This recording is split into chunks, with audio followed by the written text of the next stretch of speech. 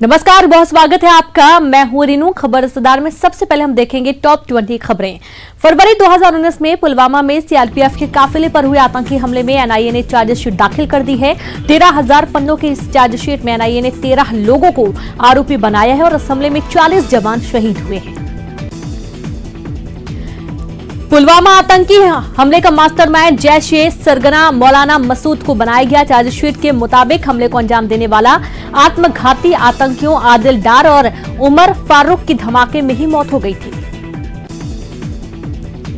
महाराष्ट्र के रायगढ़ बिल्डिंग हादसे में मरने वालों की संख्या 9 तक पहुंच गई है। मलबे को हटाने का काम जारी है। हादसे के 20 घंटे बाद रेस्क्यू टीम ने एक 5 साल के बच्चे को सकुशल बाहर निकाला। यूपी के बलिया में एक पत्रकार की हत्या को लेकर कांग्रेस महासचिव प्रियंका गांधी वाड्रा ने योगी सरकार पर निशाना साधा। एक ग्राफ शेयर करते हुए प्रियंका ने कहा कि यूपी के सीएम सरकार की स्पीड बताते हैं और अपराध का मीटर उससे दोगुनी स्पीड से भागने लगता है। पेट्रोल की लगातार बढ़ती कीमत को लेकर कांग्रेस नेता राहुल गांधी ने मोदी सरकार पर निशाना साधा। राहुल गांधी ने ट्वीट कर लिखा कि महंगा पेट्रोल और बढ़ते दाम जनता को लूटे सरकार खुलेआम। पिछले 10 दिनों में 9 बार पेट्रोल के दाम बढ़ाए गए हैं। दिल्ली में पिछले 10 दिनों में पेट्रोल करीब ₹1.30 महंगा हो गया। दिल्ली में पेट्रोल 81.73 रुपए और चेन्नई में 88.39 हो गया है। वरिष्ठ वकील प्रशांत भूषण के खिलाफ अवमानना केस में सुप्रीम कोर्ट ने फैसला सुरक्षित रख लिया है। सीजेआई की अवमानना मामले में सुनवाई में भूषण ने माफी मांगने से इनकार कर दिया, जिसके बाद कोर्ट ने अपना फैसला सुरक्षित रखा है। सुशांत मौत मामले में अब शक की सुई ड्रग्स माफिया की ओर जा रही है। ईडी ने रिया से जुड़े कुछ व्हाट्सएप चैट सीबीआई और नारकोटिक्स को सौंपे हैं और इस केस की जांच में अब नारकोटिक्स भी शामिल हो सकती है। वहीं सुशांत केस में मुख्य आरोपी के तौर पर नामित रिया चक्रवर्ती की गिरफ्तारी की आशंका बढ़ती जा रही है। सुशांत के पिता के वकील ने दावा किया है कि अगर रिया सीबीआई के सवालों का सही से जवाब नहीं देती है तो उसकी गिरफ्तारी तय है। पूर्व मंत्री लाखन सिंह का बंगला सील, 3 से 4 बार दिया गया था नोटिस। सामान निकालने के लिए करना होगा आवेदन। विधायक शेरा की प्रेशर पॉलिटिक्स, पत्नी को मानधाता से निर्दलीय चुनाव लड़ाने का ऐलान। शिवराज सरकार को कर रहे हैं समर्थन। इनकम टैक्स रेड मामले में बड़ा खुलासा। 9 महीने की छानबीन में 112 बेनामी संपत्ति, 18 कंपनी की पड़ताल। कारोबारी अश्विनी मिश्रा से मिला कनेक्शन। जल्द कई बड़े रसूखदार होंगे बेनकाब। राजधानी भोपाल के एमपी नगर थाना क्षेत्र में युवक और युवती ने खुदकुशी कर ली। दोनों मृतक एक ही बिल्डिंग में रहते थे। आत्महत्या के कारणों का खुलासा नहीं।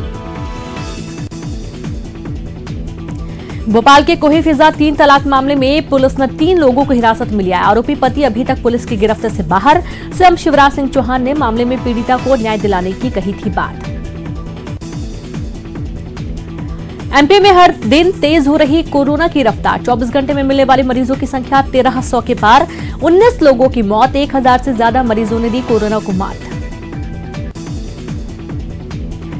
छत्तीसगढ़ में कोरोना का कहर जारी। आज फिर मिले 1000 से ज्यादा नए मरीज। रायपुर में सबसे ज्यादा 364 नए केस मिले। महासमुंद में सेक्स वर्करों के कोरोना पॉजिटिव मिलने से हड़कंप। कल तुमगांव में मिली 8 महिलाओं में से 2 को कोरोना। जांच में गई पुलिस टीम की होगी जांच। संपर्क में आए लोगों की भी तलाश जारी है। अजय जोगी की आत्मकथा का नाम होगा सपनों का सौदागर। पत्नी रेणु जोगी ने सदन में किया ऐलान। विधानसभा में आम राय से तय किया किताब का शीर्षक। बिलासपुर में महिला पंचायत सचिव की हत्या। घर में संदिग्ध हालत में मिली लाश। करीबियों पर ही हत्या का शक। पुलिस जांच में जुटी। बलौदाबाजार में 9 साल बाद बलार जलाशय लबालब। सिद्धखोल जलप्रपात भी बरसात में शवाब पर। सैकड़ों की संख्या में नजारा देखने पहुंच रहे लोग, लेकिन सुरक्षा के इंतजाम नहीं। और चलिए खबरें विस्तार से जानेंगे। सबसे पहले बात करेंगे रायपुर से बड़ी खबर की, जहां पर कोरोना को लेकर इस वक्त की सबसे बड़ी खबर है, राज्यपाल के सचिव को कोरोना हो गया है। वरिष्ठ आईएएस अफसर सोनमणि बोरा कोरोना पॉजिटिव पाए गए हैं। खुद ट्वीट कर उन्होंने इस बात की पॉजिटिव होने की जानकारी दी है। कहा, अभी ठीक हूं, डॉक्टरों की निगरानी में हूं। बड़ी खबर आपको दे रहे हैं, जहां राज्यपाल के सचिव को कोरोना हो गया है। और ज्यादा जानकारी के साथ संवाददाता अवधेश जुड़ गए। अवधेश, बहुत ही चौंकाने वाली बात है, राज्यपाल के सचिव को कोरोना हो गया है और न जाने कितने लोगों से वो संपर्क में आए होंगे। बिल्कुल, देखिए, निश्चित तौर पे ये कोरोना के संक्रमण के दौर पे चौंकाने वाली बात है कि राज्यपाल की जो सचिव के पद पे पदस्थ है उन्हें कोरोना हुआ है, क्योंकि वो राजभवन में तैनात रहते हैं और लगातार, चाहे राज्यपाल हो, चाहे मुख्यमंत्री सचिवालय हो, चाहे फिर राज्य के अन्य प्रशासनिक वरिष्ठ अधिकारी हो, सबसे उनका मुलाकात, निरंतर जारी संवाद की स्थिति रहती है। और ऐसे में अगर वो संक्रमित हुए हैं और उन्होंने खुद ट्वीट करके इस बात की जानकारी दी है कि उनका रिपोर्ट पॉजिटिव आया है, और साथ ही साथ उन्होंने इस बात का भी जिक्र किया है कि उनसे संपर्क में आने वाले लोग केयर करें, चाहे वो जांच करा ले। क्यों, अगर इस पैटर्न पे अगर देखा जाए कि उनके संपर्क या उनसे कितने लोग कॉन्टेक्ट हिस्ट्री जब निकाली जाएगी तो एक बड़ी चुनौती है कि आखिरकार कितने लोगों को क्वारंटीन होना पड़ेगा, क्योंकि विगत दिनों बड़े आयोजन भी छत्तीसगढ़ में हुए हैं, चाहे वो डिजिटली हुए या फिर फिजिकली हुए, तो उनमें भी इन्वॉल्वमेंट लगातार रहता है।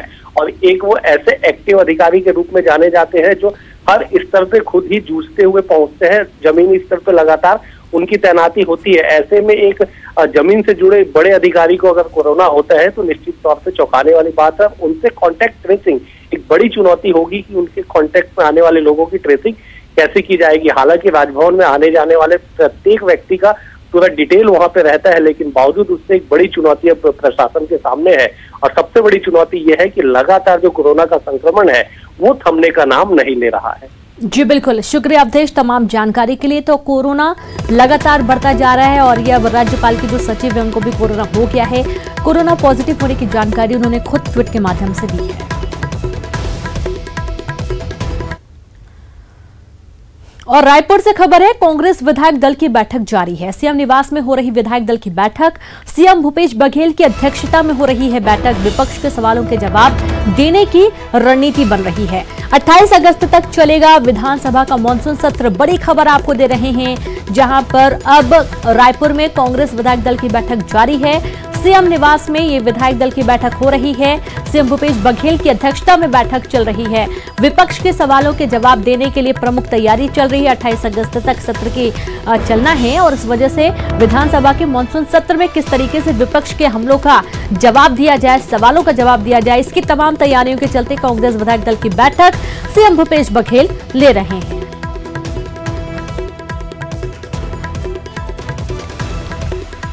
तो देखिए, हालांकि पहले जो वक्त था वो 7 बजे का तय किया गया था, लेकिन सुरक्षा और एहतियात के चलते, साफ सफाई के चलते इसका वक्त थोड़ा आगे बढ़ गया। और अभी रायपुर में बैठक चल रही है। कांग्रेस विधायक दल की बैठक में कई महत्वपूर्ण जो जानकारियां हैं वो भी दी जा रही हैं, इसलिए क्योंकि मानसून सत्र के दौरान जो सवाल लगाए गए हैं वो तकरीबन 500 से ज्यादा है और इसके चलते पूरी तैयारी सत्ता पक्ष की होनी चाहिए। और यही कारण है कि आज ये बैठक अभी चल रही है।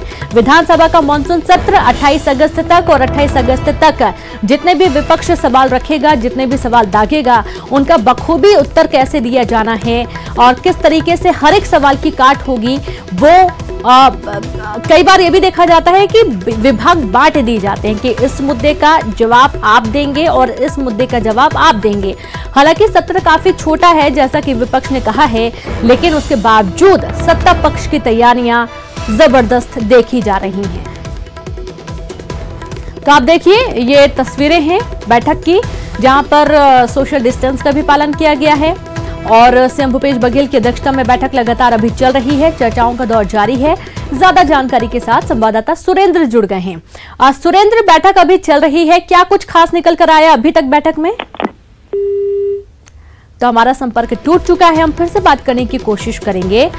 तो बैठक में और कितना वक्त लगेगा, ये कब तक बैठक पूरी हो जाएगी, ये अभी तय नहीं है। लेकिन हाँ, सीएम भूपेश बघेल जिस तरीके से लगातार बैठकें ले रहे हैं, विधायकों को समझाइश दे रहे हैं, वो वाकई में देखने वाली बात है। संवाददाता सुरेंद्र एक बार फिर से जुड़ गए हैं। सुरेंद्र, विपक्ष के सवालों का जवाब देने के लिए जो बैठक चल रही है, अभी तक क्या कुछ खास निकल कर आया बैठक में?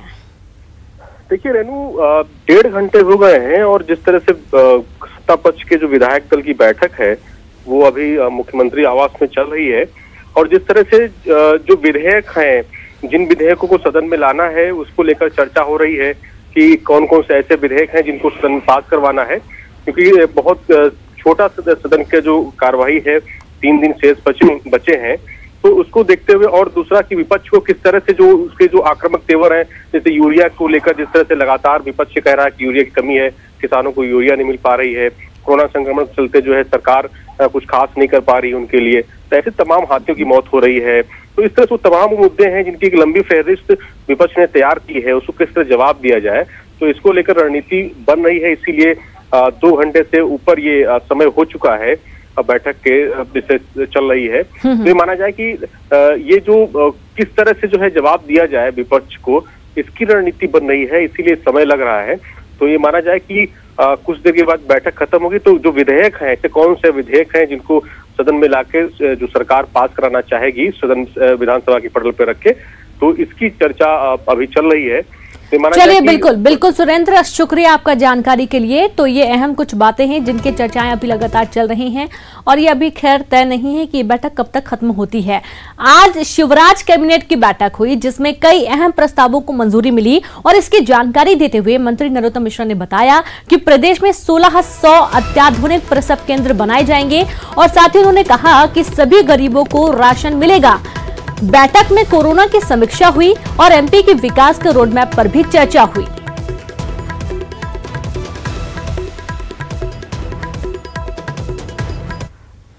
जो राशन, जिन लोगों पर राशन कार्ड नहीं है उन गरीबों के लिए पात्रता पर्ची का वितरण उस दिन किया जाएगा और उस दिन से हमारे पूरे प्रदेश के अंदर सभी गरीबों को राशन मिलने की सुविधा होगी। आज माननीय मुख्यमंत्री जी ने ये भी निर्देश दिए हैं कि ये जो आज मंत्रियों का प्रेजेंटेशन हुआ है, अगली कैबिनेट में वो कौन सी योजना को लॉन्च कर सकते हैं, मतलब अगले 8 दिन के बाद में उसका वो तैयारी करके आएंगे कि हम इस योजना को लॉन्च करेंगे।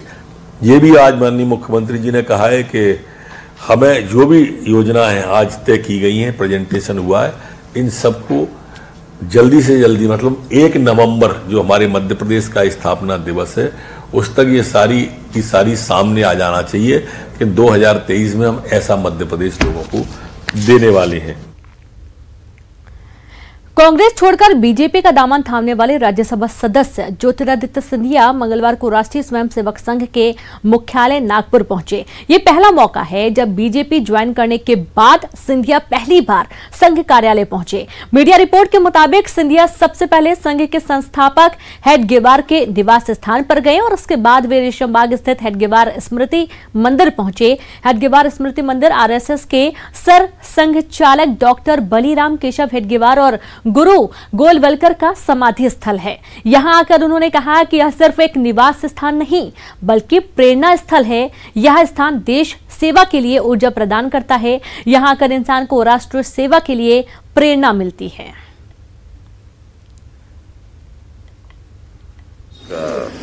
राष्ट्र के प्रति समर्पण भाव का केंद्र, किसी भी राष्ट्र के व्यक्ति को यहाँ आके जरूर प्रेरणा मिलती है और इससे राष्ट्र के प्रति एक संकल्प के साथ आगे बढ़ने का एक नई एक ऊर्जा हर व्यक्ति को मिलती है। ये मुद्दा कांग्रेस की अंदरूनी स्थिति का मुद्दा है, इस पर मैं कोई टिप्पणी नहीं करूंगा। मैं भारतीय जनता पार्टी का कार्यकर्ता हूं और किसी और राजनीतिक दल की अंदरूनी मुद्दे पर टिप्पणी करना उचित नहीं। मोहन जी से मुलाकात होगी आपके? इधर बीजेपी के मेगा शो पर कांग्रेस की गंगा जल पॉलिटिक्स की ग्वालियर के फूलबाग मैदान, जहां बीजेपी ने सदस्यता अभियान का कार्यक्रम किया था, उसको गंगा जल छिड़क कर शुद्ध किया गया। कांग्रेसियों ने कहा कि मैदान अशुद्ध हो गया था, इसलिए इसे शुद्ध किया गया। आपको बता दें कि ग्वालियर में फूलबाग मैदान में शनिवार, रविवार और सोमवार को भाजपा का महासदस्यता अभियान आयोजित किया गया था। यहां ग्वालियर चंबल संभाग के 8 जिलों के कार्यकर्ताओं को भाजपा की सदस्यता दिलवाई गई थी।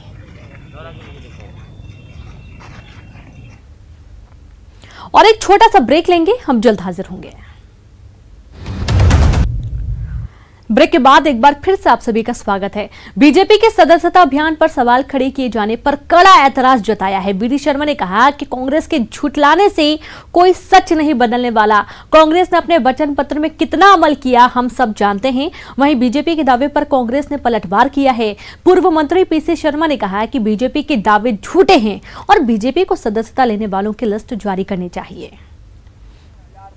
कार्यकर्ताओं ने भारतीय जनता पार्टी की सदस्यता माननीय शिवराज सिंह चौहान, माननीय नरेंद्र सिंह तोमर, ज्योतिरादित्य सिंधिया जी के नेतृत्व में पूरे ग्वालियर चंबल संभाग के जो कार्यक्रम हुए हैं उन कार्यक्रमों में सदस्यता ग्रहण की है। और भारतीय जनता पार्टी, कमलनाथ जी, आपके प्रश्न खड़ा करने से नहीं होता। आपकी सरकार जरूर गलती से बन गई थी, लेकिन वोट भारतीय जनता पार्टी को ज्यादा मिली थी। पहले तो ये जो आया था वहाँ का जो मंत्री है प्रद्युम्न तोमर, 4-5 हज़ार का आया था, फिर आया 10,000, फिर आया 20,000, ये बढ़ता जा रहा है, 76,000 हो गए। लिस्ट जारी करें और उन नेताओं का कांग्रेस के जिन्होंने बीजेपी ज्वाइन की उस दिन उनके नाम घोषित करें कि ये लोगों ने ज्वाइन की। तब हम बताएंगे, उनसे बात करेंगे कि आपने ज्वाइन की क्या। ये उन लोगों के नाम भी डाल रहे हैं जो 15,000 लोगों ने उस दिन प्रदर्शन किया था, उनके लोगों के, उन कांग्रेस के कार्यकर्ताओं के नाम डाले हैं। ये फर्जी लिस्ट है और ये अगर इनके पास कोई नाम है तो लिस्ट जारी करें। कमलनाथ सरकार को समर्थन देने वाले बुरहानपुर से निर्दलीय विधायक सुरेंद्र सिंह शेरा ने बीजेपी सरकार में भी प्रेशर पॉलिटिक्स शुरू कर दी है। इंदौर पहुंचे विधायक शेरा ने हाल ही में खाली हुई माधांता सीट से चुनाव लड़ने का ऐलान कर सियासी सरगर्मी बढ़ा दी है। इसके साथ ही वो कांग्रेस नेताओं के संपर्क में भी हैं। उन्होंने माधांता के कांग्रेस के चुनाव प्रभारी पूर्व विधायक सत्यनारायण पटेल और सह प्रभारी रघु परमार के साथ लंच किया और कहा कि जनता चाहती है कि उनके परिवार को कोई सदस्य माधांता से चुनाव लड़े। माधांता उपचुनाव में कांग्रेस के सह प्रभारी और प्रदेश महासचिव रघु परमार का भी मानना है कि विधायक सुरेंद्र सिंह शेरा का प्रभाव माधांता सीट पर है। माना जा रहा है कि सुरेंद्र सिंह शेरा की पत्नी को टिकट देकर कांग्रेस एक तीर से दो निशाने साध सकती है। एक तो कांग्रेस को शेरा का समर्थन मिल जाएगा और दूसरा माधांता से मजबूत प्रत्याशी भी मिल जाएगा। हालांकि सुरेंद्र सिंह शेरा निर्दलीय ही चुनाव मैदान में उतरने की बात कह रहे हैं और ऐसे में बीजेपी जरूर मुश्किल में नजर आ रही है। जिस तरह से बुरहानपुर की जनता ने मुझे चुनाव लड़ा के जिताया, उसी तरह मांधाता के लोग भी मेरे कार्यप्रणाली को देखते हुए, और हमारे 2 भाई वहां से सांसद रहे खंडवा लोकसभा से, जिसमें मांधाता विधानसभा भी होती है, और उनके संबंध है, तो लोग चाहते हैं कि हम लोग, हमारा परिवार वहां से जाकर चुनाव लड़े। अगर जैसा कि जनता जनार्दन है और जनता ने चाहा तो बिल्कुल मैं जाके वहां से चुनाव लड़ूंगा। मेरी वाइफ या मेरे परिवार से किसी व्यक्ति को वहां से निर्दलीय के तौर पर चुनाव लड़ाने की पूरी कोशिश करूंगा। शेरा भैया का प्रभाव मैं समझता हूँ होना भी चाहिए, क्योंकि उनका परिवार का एक अच्छा इतिहास रहा है। एमपी रहे हैं, बड़े भाई भी एमपी रहे हैं, उनसे बड़े भाई भी मेंबर ऑफ पार्लियामेंट रहे हैं, भतीजी भी विधायक रही हैं, ये भी निर्दलीय जीते हैं। तो पॉलिटिकली परिवार तो है। हम बात करेंगे शेरा भैया से भी, क्या बोलते हैं। हमारी बातचीत अभी शेरा भैया से कुछ भी नहीं हुई इस विषय में। बुरहानपुर के निर्दलीय विधायक सुरेंद्र सिंह शेरा के खंडवा जिले की माधांता सीट से अपनी पत्नी को चुनाव लड़ाने के ऐलान से बीजेपी में खलबली मच गई है, क्योंकि शिवराज सरकार समर्थन कर रहे विधायक शेरा उपचुनाव में बीजेपी का ही टेंशन बढ़ाएंगे। हालांकि बीजेपी किसी भी तरह के टेंशन से इनकार कर रही है। बीजेपी के प्रवक्ता जेपी मूलचंदानी ने कहा कि चुनाव लड़ने का विधायक का अपना फैसला है, लेकिन बीजेपी प्रदेश के 27 उपचुनाव की तरह ही माधांता सीट भी भारी मतों से जीतेगी। जनता पार्टी के लिए कोई टेंशन वाली बात नहीं है। भारतीय जनता पार्टी का कार्यकर्ता, भारतीय जनता पार्टी का नेता और भारतीय जनता पार्टी की रीति और नीति बहुत स्पष्ट है। वो सदैव जनहित के काम करती है, सदैव जनता के बीच में रहती है। जहां तक निर्दलीय का सवाल है तो मुझे लगता है कि इस विषय में वो ही ज्यादा बोले तो ठीक है, हमारा बोलना उचित नहीं है। बाकी भारतीय जनता पार्टी का जो भी वहां पर अधिकृत उम्मीदवार होगा वो भारी बहुमत से जीतेगा। और इसी के साथ इस बुलेटिन में इतना ही। एक छोटे से ब्रेक के बाद भी खबरों का सफर लगातार जारी है। नमस्कार।